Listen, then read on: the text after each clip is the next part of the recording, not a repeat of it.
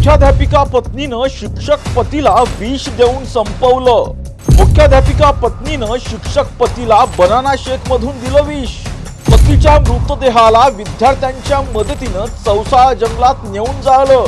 मुख्याध्यापिका निधी आणि शिक्षक शंतनू देशमुख यांच्यात 1 वर्षापूर्वीच झाला होता प्रेमविवाह। यवतमाळमधील चौसाळा येथे घडली भयंकर घटना। पोलिसांनी मुख्याध्यापिका पत्नीसह 3 विधी संघर्षग्रस्त मुलांनाही घेतलं ताब्यात। नमस्कार, मी राजरत्न जोंधळे, टॉप न्यूज मराठीमध्ये आपलं स्वागत। पती पत्नीचं नातं हे 7 जन्माचं समजलं जातं। यात 7 जन्माच्या नात्याला काळीमा फासणारी घटना यवतमाळमध्ये घडली। एका मुख्याध्यापिका पत्नीनं शिक्षक पतीला विष देऊन मारल्याची धक्कादायक घटना घडली। मुख्याध्यापिका पत्नीनं शिक्षक पतीला विष का दिलं आणि या हत्येचं संपूर्ण प्रकरण नेमकं उघडकीस कसं आलं, पाहूयात यावरचा टॉप न्यूज मराठीचा हा स्पेशल रिपोर्ट। यवतमाळ येथील दारवा रस्त्यावरील सनराइज इंग्लिश मीडियम स्कूलमध्ये शंतनू अरविंद देशमुख तात्पुरत्या स्तरावर शिक्षक म्हणून कार्यरत होते। तर या शाळेत त्यांची पत्नी निधी शंतनू देशमुख ही मुख्याध्यापिका आहे। शंतनू आणि निधी यांचा 1 वर्षापूर्वी आंतरजातीय विवाह झाला होता। मात्र लग्नाच्या काही दिवसानंतर शंतनूला दारूचं व्यसन जडलं आणि त्यामुळे या दोघांमध्ये सातत्यानं वाद होऊ लागले।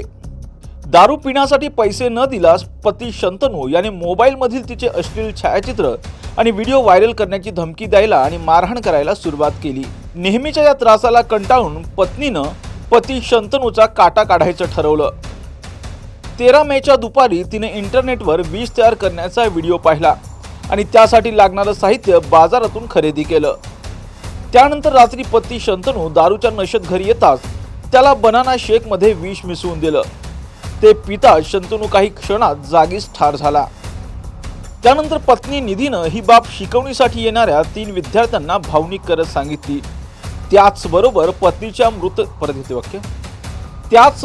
पतीच्या मृतदेहाची विल्हेवाट लावायलाही या मुलांना सांगितलं आणि त्यावरूनच 2 विधी संघर्षग्रस्त मुलांनी दुचाकीनं शंतनूचा मृतदेह चौसाळा येथील जंगलात नेऊन फेकून दिला। त्यानंतर तिनं पोलिसांच्या भीतीनं दुसऱ्या दिवशी विद्यार्थ्यांसह चौसाळा जंगल गाठून मृतदेहावर पेट्रोल ओतून पेटवून दिलं। चौसाळा परिसरात मृतदेह जळालेल्या अवस्थेत आढळला, मात्र मृतकाची ओळख पटत नव्हती।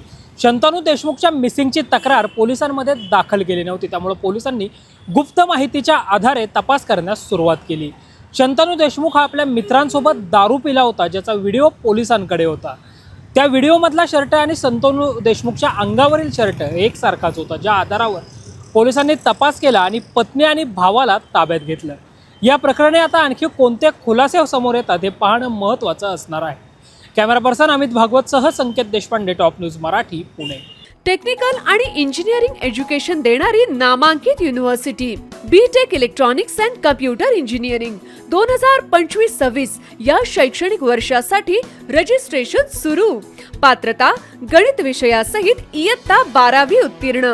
प्रत्यक्ष इंजिनियर्स कडून टेक्निकल आणि इंजिनिअरिंग शिक्षण। जागतिक प्रकल्पांचा अभ्यास, ग्लोबल करिअर घडवण्याची संधी अशा वैशिष्ट्यांनी सुसज्ज अजिंक्य DY Patil university, the innovation university. संपर्क 83 29 14 26 65।